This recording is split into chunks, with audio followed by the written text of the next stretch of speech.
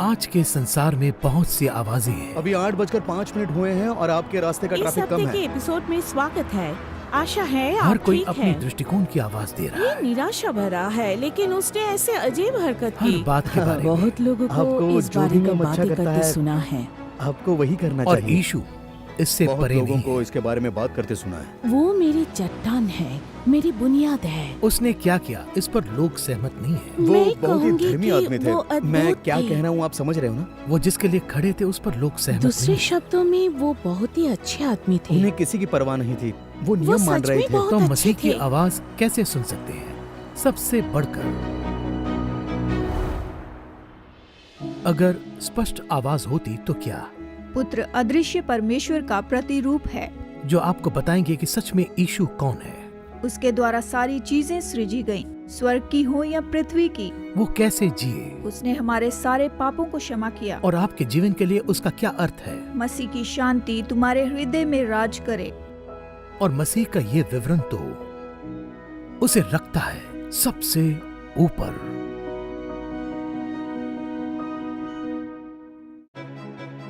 दिशा परिवर्तन देखने के लिए धन्यवाद। तो आप डॉक्टर जर्मया से आज का संदेश सुनते हैं।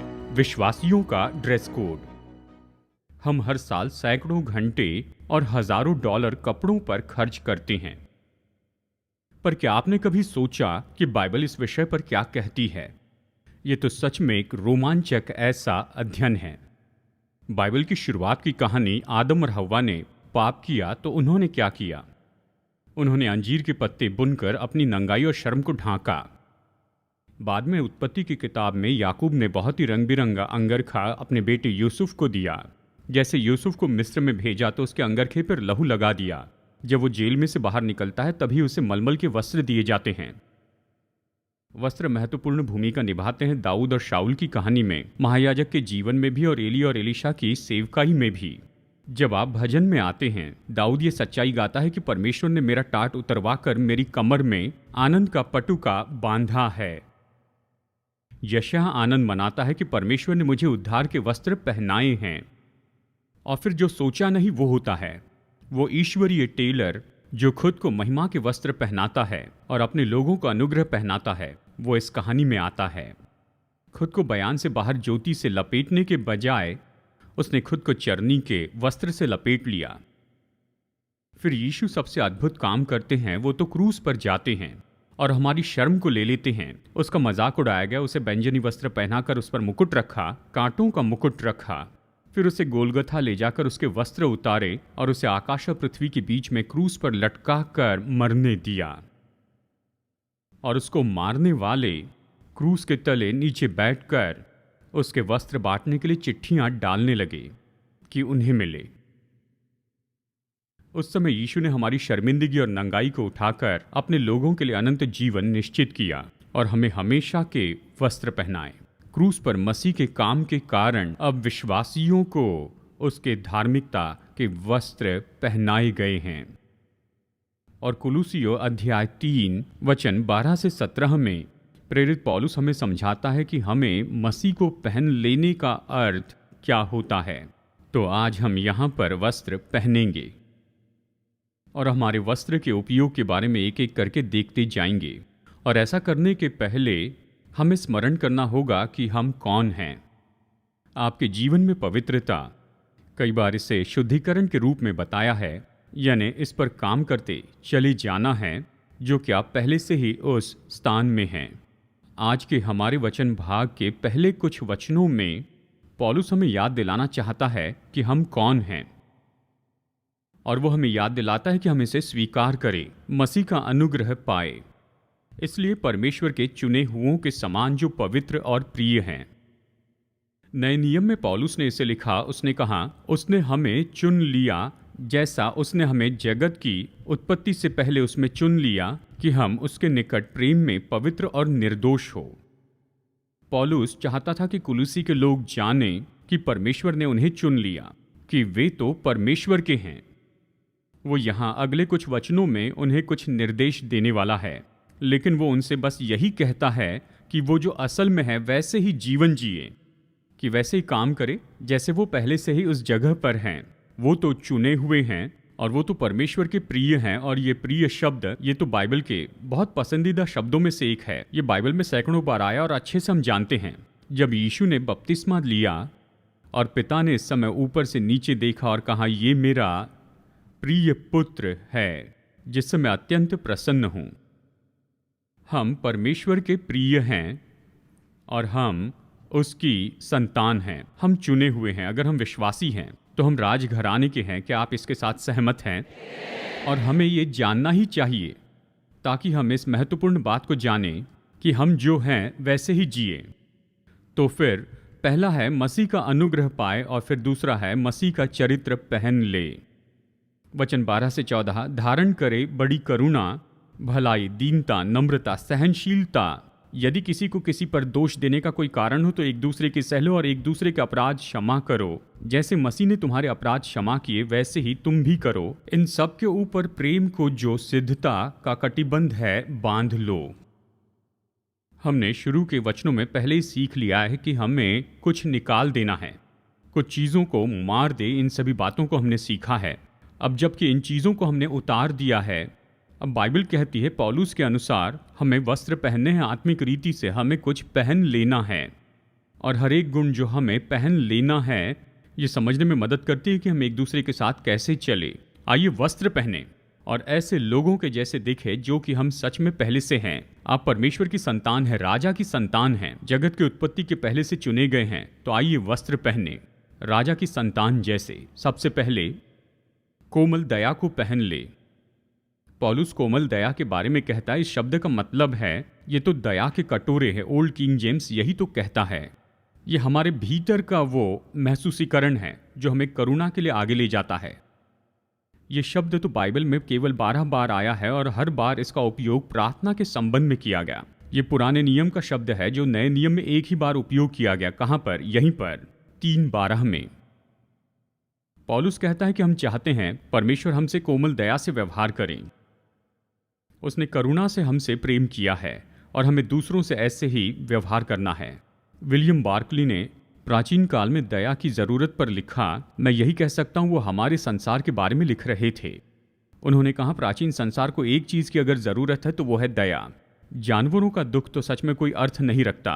शारीरिक अपाहिज और कमज़ोर नहीं जी पाते हैं। बुजुर्गों के लिए कोई प्रबंध नहीं था। मानसिक बीमारी के शिकार का उपचार तो उन्हें महसूस नहीं होता है। विश्वासियों ने ही तो इस संसार में दया लाई है।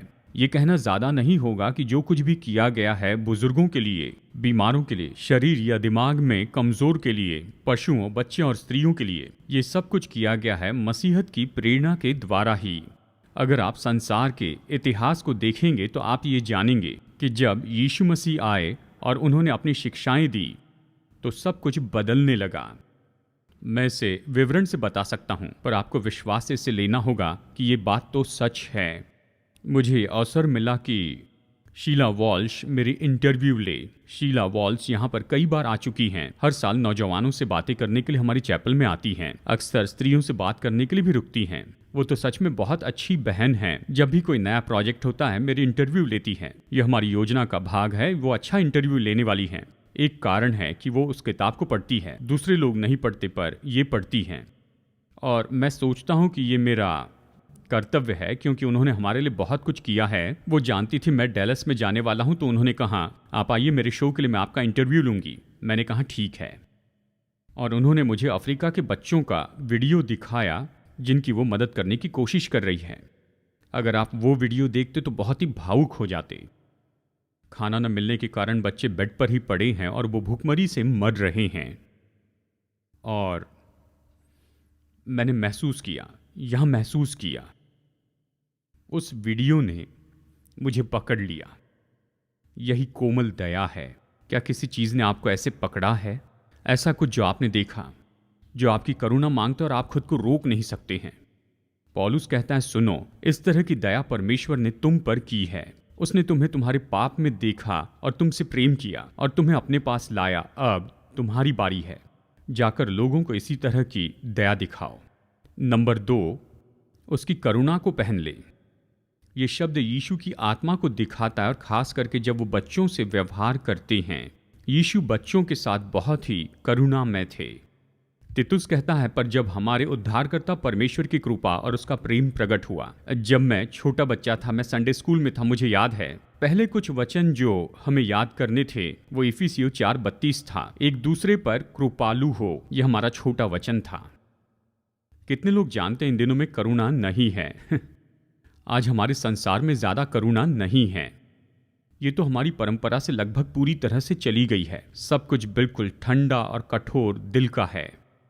एक आध बार किसी करुणामय व्यक्ति से मिलते हैं। क्या आप ये प्रार्थना करते हैं? मैं प्रार्थना करता हूं, प्रभु मेरी मदद कीजिए कि मैं बुजुर्ग करुणामय व्यक्ति बन जाऊं। अब तक पहुंचा नहीं, लेकिन आगे बढ़ रहा हूं।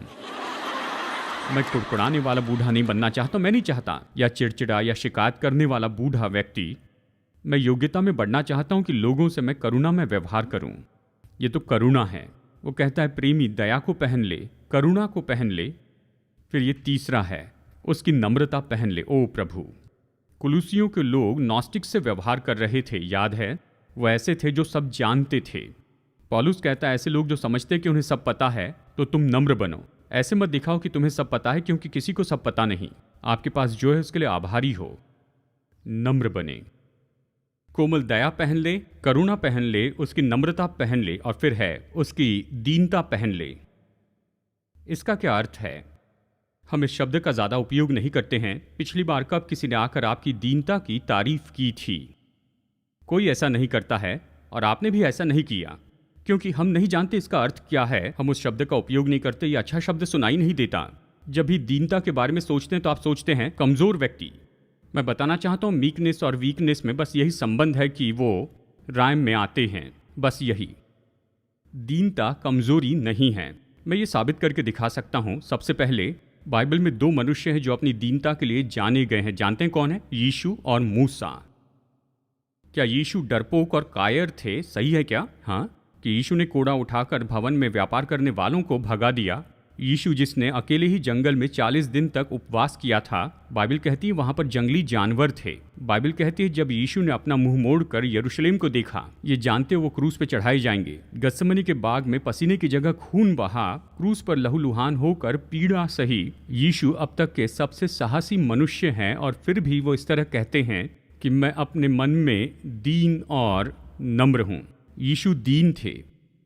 और यहाँ मूसा जो कि कमांडर इन चीफ था, जनरल था जिसने इस्राएली लोगों को निकाला, वो फिरौन के आमने सामने खड़ा हुआ।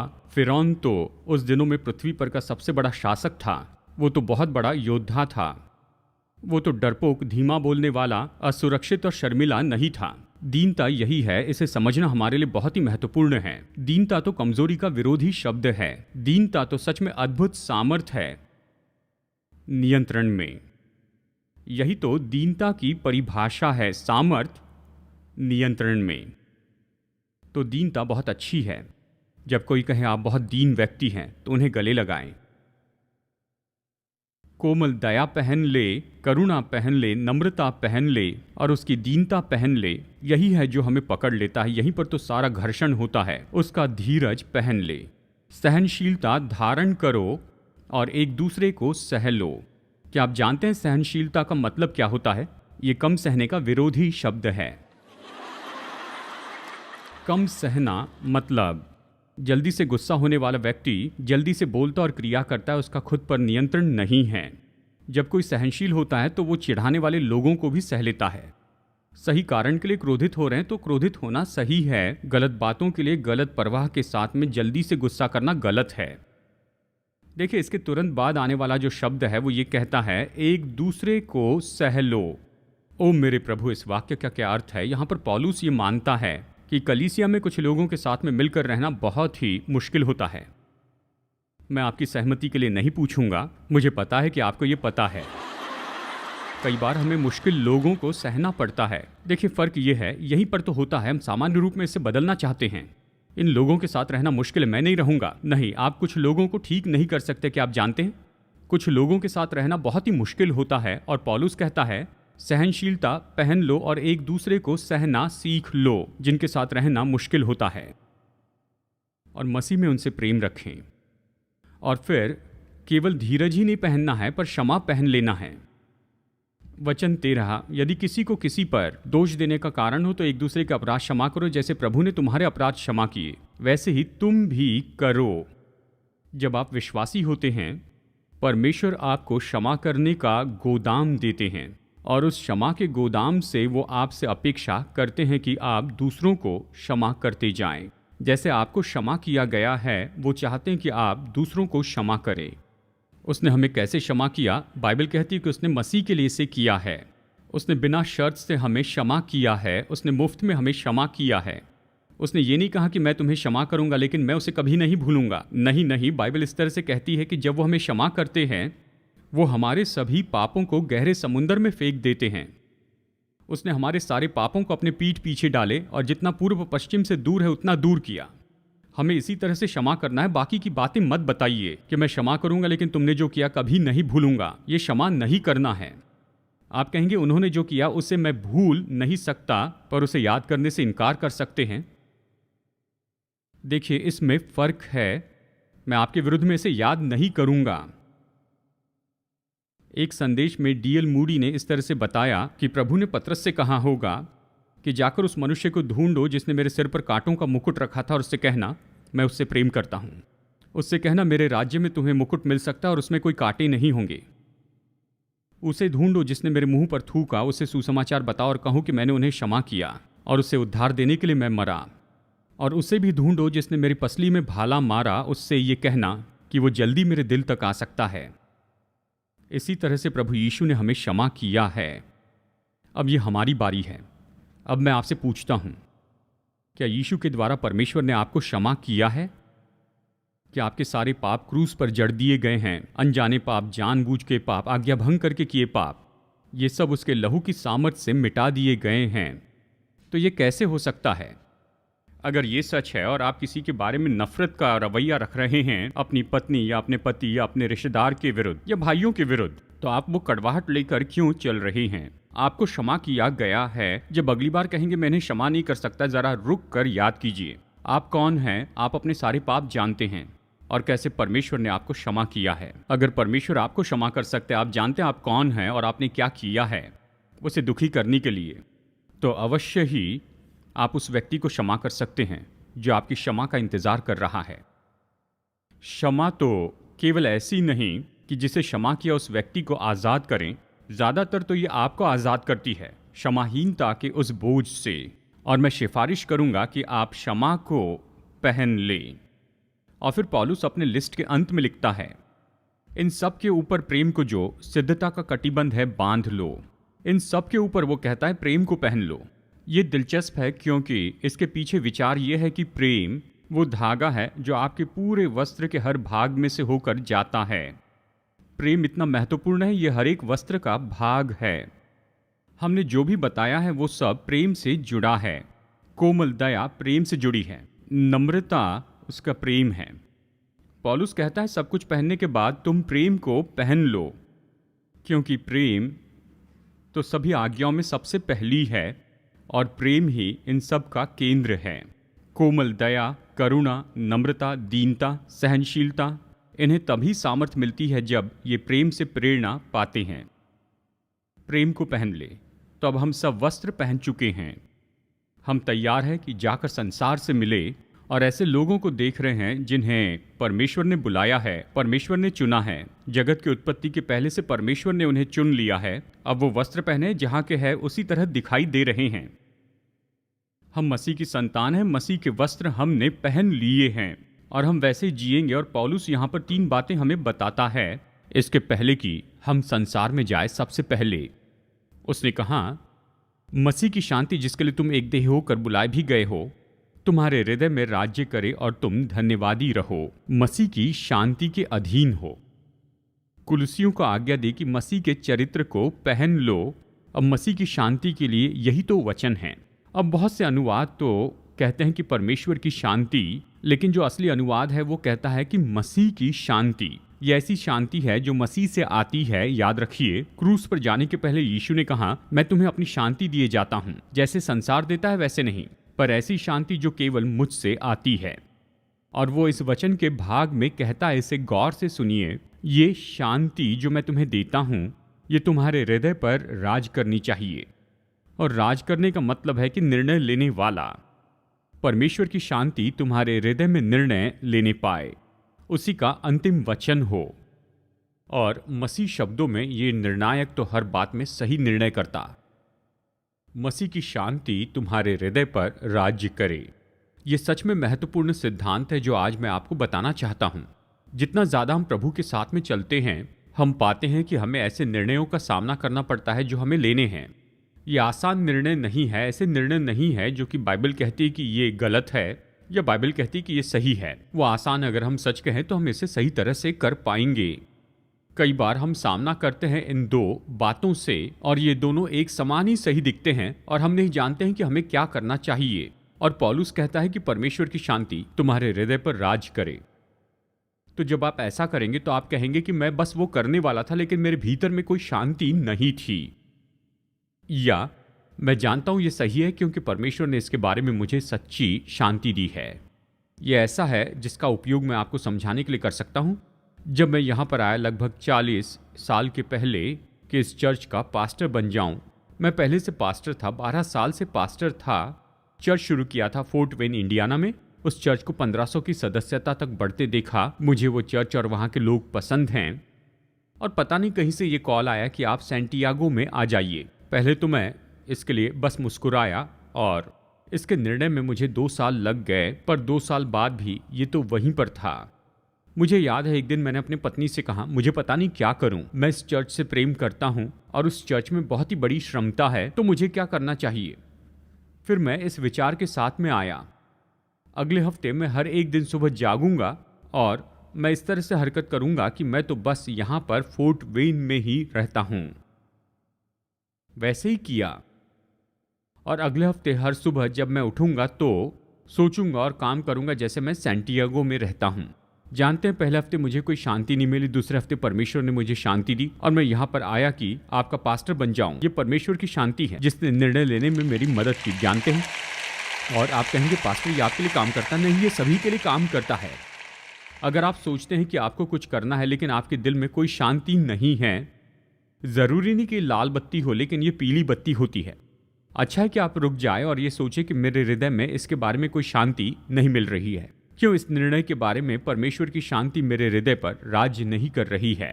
शायद इसका यह अर्थ है कि इसकी क्रिया में ज्यादा समय लगेगा, पर इसका यह भी अर्थ है कि परमेश्वर अपनी पवित्र आत्मा से आपकी रक्षा कर रहे हैं और ये शांति का निर्णायक आपको गलती करने से रोकता है। परमेश्वर की शांति आप पर राज करे आपके हृदय में। और फिर पौलुस कहता है, मसीह के वचनों को अपने हृदय में अधिकाई से बसने दो और सिद्ध ज्ञान सहित एक दूसरे को सिखाओ और चिताओ और अपने अपने मन में अनुग्रह के साथ परमेश्वर के लिए भजन और स्तुति गान और आत्मिक गीत गाओ। पौलुस कहता है अब हमें यही करना है, मसीह की शांति तुम्हारे हृदय पर राज करे और परमेश्वर का वचन आपकी आराधना को प्रोत्साहित करे। निश्चित करें कि परमेश्वर का वचन आप में वास करता है। यहाँ आराधना का विवरण मुझे बहुत पसंद है। और सिद्ध ज्ञान सहित एक दूसरे को सिखाओ और चिताओ और अपने अपने मन में अनुग्रह के साथ परमेश्वर के लिए भजन और स्तुति और आत्मिक गीत गाओ प्रभु के लिए। और बाइबल कहती है कि हम तो विश्वासी हैं, हमें परमेश्वर के वचन को हमारे अंदर वास करने देना है और फिर हम गाते हैं भजन जो कि सामान्य रूप में पुराने नियम के भजन हैं, और स्तुति गान है जो पुराने गीत हम गाते हैं। हम भजन और स्तुति गान गाते हैं और आत्मिक गीत गाते हैं जो कि हमारे आराधना के गीत के बारे में बताते हैं। लेकिन गौर से सुनिए, बाइबल कहती है कि हम ये केवल परमेश्वर के लिए नहीं गाते हैं। पहले मैंने इसे नहीं देखा था कि आपने देखा, ये कहता है एक दूसरे को चिताओ जबकि प्रभु की स्तुति करते हैं। भाइयों और बहनों गौर से सुनिए, केवल मैं ही प्रचार नहीं करता हूँ, आप भी करते हैं। जब आप गाते हैं तो केवल प्रभु के लिए नहीं गाते हैं, आप सिखाते हैं और चिताते हैं अपने आसपास के लोगों को। आप इन गीतों के द्वारा परमेश्वर के वचन को सीखते हैं और सभी लोग शिक्षक हो जाते हैं। आप गाते हैं और एक साथ मिलकर गाते हैं और पूरे हफ्ते ये आपकी आत्मा में गूंजता है। इसे ऐसे ही काम करना चाहिए। परमेश्वर की शांति तुम्हारे हृदय में राज करे और परमेश्वर का वचन आपकी आराधना में अगुवाई करे और फिर अंत में मसीह का नाम ही आपके जीवन का प्रोत्साहन हो। वचन और काम में जो कुछ भी करो सब प्रभु यीशु के नाम से करो और उसके द्वारा परमेश्वर पिता का धन्यवाद करो।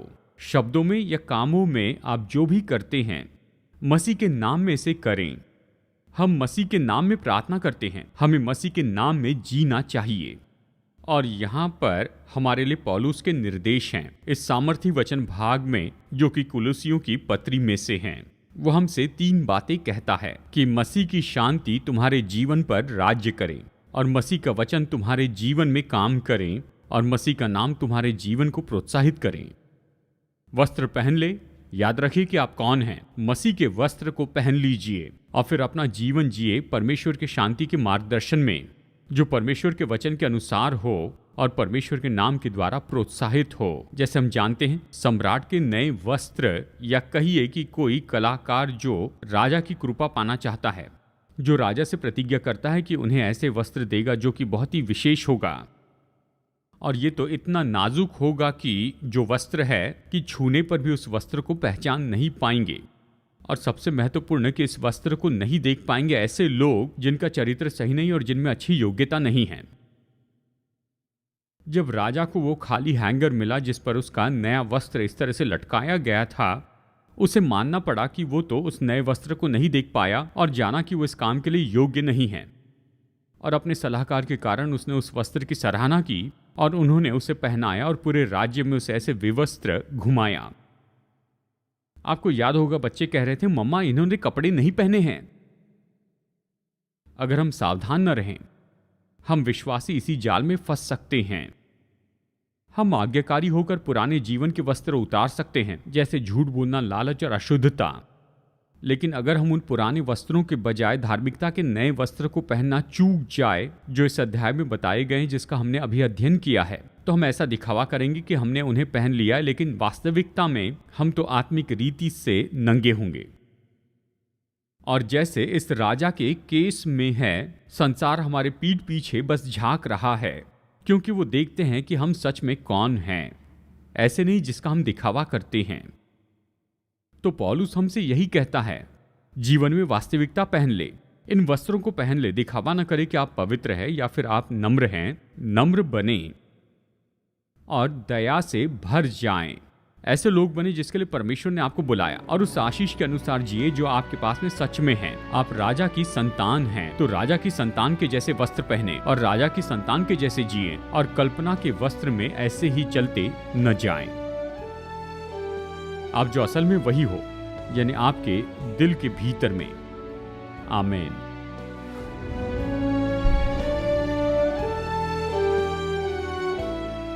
आज मेरे साथ दिशा परिवर्तन में जुड़ने के लिए धन्यवाद। जितना ज्यादा प्रभु वचन का अध्ययन करेंगे, उतना ज्यादा हम समझेंगे कि हमारे प्रेमी परमेश्वर हम में से हर एक के साथ व्यक्तिगत संबंध रखना चाहते हैं। अगर आप उसके साथ ये संबंध शुरू करना चाहते हैं, तो पहला कदम है कि अपने पापों से पश्चाताप करें और प्रभु यीशु से अपना उद्धारकर्ता और प्रभु होने के लिए कहें। जब आप ये निर्णय लेते हैं कि परमेश्वर के मुफ्त का उद्धार का वरदान ले ले, तो मसीह यीशु में नई सृष्टि के नाते परमेश्वर के साथ आपकी यात्रा शुरू होती है। तो अगर आज आपने विश्वास का ये कदम उठाया है, तो मैं आपको प्रोत्साहित करता हूँ कि आप अपना ये निर्णय विश्वासियों को बताएं और भरोसेमंद सेवकाई को बताएं या लोकल कलीसिया को, और अपने इस नए विश्वास में आप उन्नति पाते चले जाएं। प्रभु आशीष दे जैसे आप परमेश्वर के साथ चलते हैं। और मैं अगली बार आपसे मुलाकात करने की आशा करता हूँ, यहीं पर दिशा परिवर्तन में।